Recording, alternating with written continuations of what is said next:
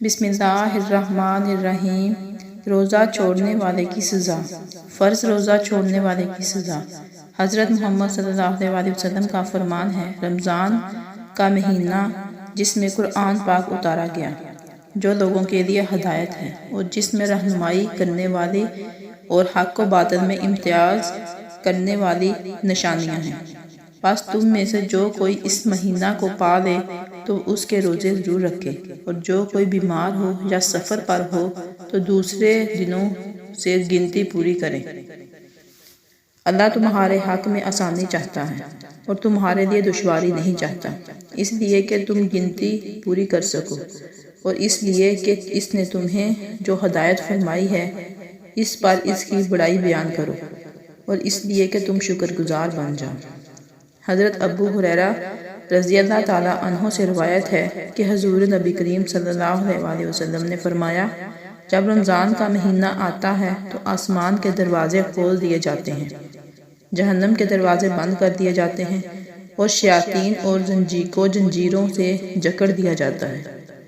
حضرت ابو ہریرہ رضی اللہ تعالیٰ عنہ سے روایت ہے کہ حضور نبی کریم صلی اللہ علیہ وسلم نے فرمایا، جب ماہ رمضان کی پہلی رات ہوتی ہے، شیطان اور سرکش جنوں کو بیڑیاں پہنا دی جاتی ہیں اور جہنم کے دروازے بند کر دیے جاتے ہیں، اور ان میں سے کوئی دروازہ کھولا نہیں جاتا اور جنت کے دروازے کھول دیے جاتے ہیں، بس ان میں سے کوئی دروازہ بند نہیں کیا جاتا۔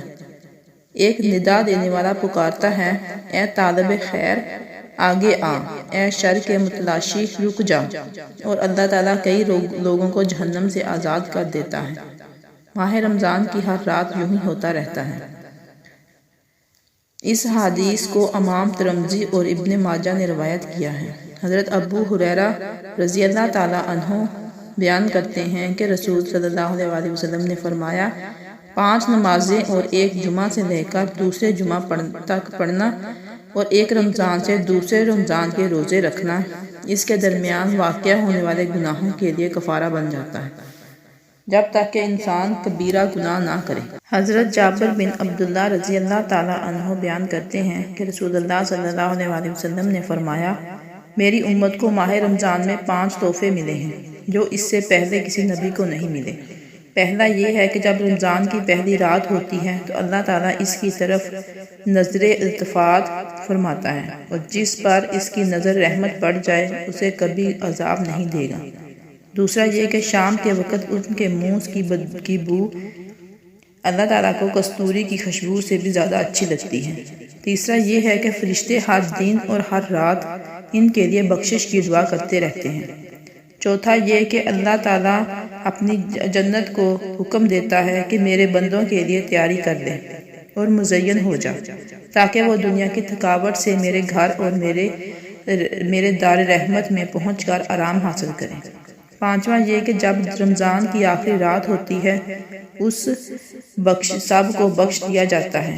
ایک صحابی نے عرض کیا، کیا شب قدر ہے؟ آپ صلی اللہ علیہ وسلم نے فرمایا، نہیں۔ کیا تم جانتے نہیں ہو کہ جب مزدور اپنے کام سے فارغ ہو جاتے ہیں تو انہیں پوری مزدوری دی جاتی ہے۔ اس حدیث کو امام بہقی نے روایت کیا ہے۔ رمضان المبارک اسلام کے ارکان میں سے ایک رکن ہے جس پر اسلامی امارت قائم ہے۔ اللہ سبحانہ و تعالیٰ نے ہمیں یہ بتایا ہے کہ رمضان کے روزے جس طرح پہلی امتوں پر فرض کیے گئے تھے، امت اسلامیہ پر بھی فرض کیے گئے ہیں۔ اس کا ذکر کرتے ہوئے اللہ تعالیٰ نے فرمایا، اے ایمان والو، تم پر روزے رکھنا فرض کیا گیا ہے جس طرح تم سے پہلے لوگوں پر فرض کیے گئے تھے، تاکہ تم تقوی اختیار کرو۔ اور ایک اور مقام پر اسی طرح فرمایا، ماہ رمضان وہ ہے جس میں قرآن پاک اتارا گیا، جو لوگوں کو ہدایت کرنے والا ہے اور جس میں ہدایت اور حق و باطل کی تمیز کی نشانیاں ہیں۔ تم میں سے جو شخص اس مہینے کو پا لے اسے روزہ رکھنا چاہیے، ہاں جو بیمار ہو یا مسافر ہو اسے دوسرے دنوں میں گنتی پوری کرنی چاہیے۔ اللہ تعالیٰ کا تمہارے ساتھ آسانی کرنے کا ارادہ ہے، سختی کا نہیں۔ وہ چاہتا ہے کہ تم گنتی پوری کرو، اللہ تعالیٰ کی دی ہوئی ہدایت پر اس کی بڑائیاں بیان کرو اور اس کا شکر کرو۔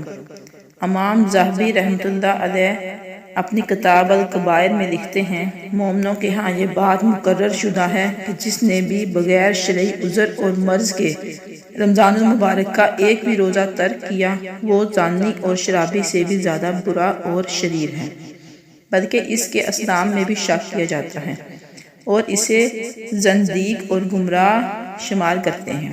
روزہ ترک کرنے والے کی سزا اور وعید کے بارے میں صحیح حدیث میں ہے، ابو امامہ رضی اللہ تعالیٰ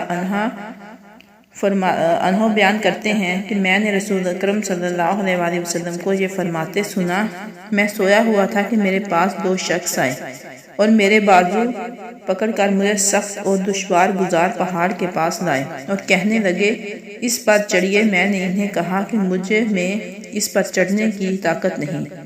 وہ دونوں کہنے لگے ہم آپ کے لیے اسے آسان کر دیں گے۔ تو میں اس پہاڑ پر چڑھ گیا۔ جب اوپر پہنچا تو وہاں شدید قسم کی آوازیں آ رہی تھی۔ میں نے کہا یہ آوازیں کیسی ہیں؟ وہ کہنے لگے یہ جہنمیوں کی آوازیں ہیں۔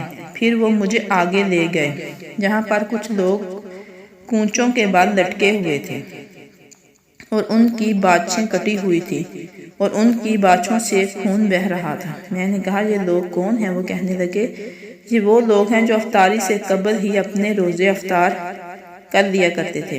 بغیر شرعی عذر کے روزہ نہ رکھنا یا رکھ کر توڑ دینا بہت بڑا گناہ ہے۔ اس کی قضا بہر صورت واجب ہے۔ قصداً بلا وجہ روزہ رکھ کر توڑنا اتنا بڑا گناہ ہے کہ بطور کفارہ ایک روزہ کے بدلے میں مسلسل 2 ماہ یعنی 60 دن کے روزے رکھنا ضروری ہے، جیسا کہ حدیث نبوی میں مذکور ہے۔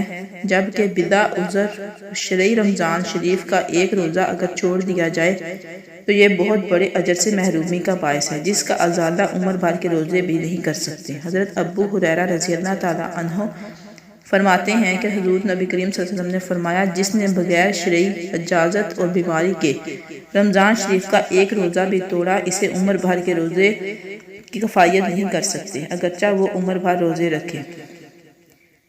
نبی کریم صلی اللہ علیہ وسلم نے پوری زندگی کے نفلی روزوں کے ذریعے رمضان کے بلا عذر روزے چھوڑے ہوئے ایک روزے کی تلافی نہ ہو سکنے کی بات شدت کے طور پر فرمائی اور اس پر شدت کا اظہار فرمایا ہے تاکہ لوگ بلا عذر رمضان کا روزہ چھوڑنے کی جسارت نہ کریں۔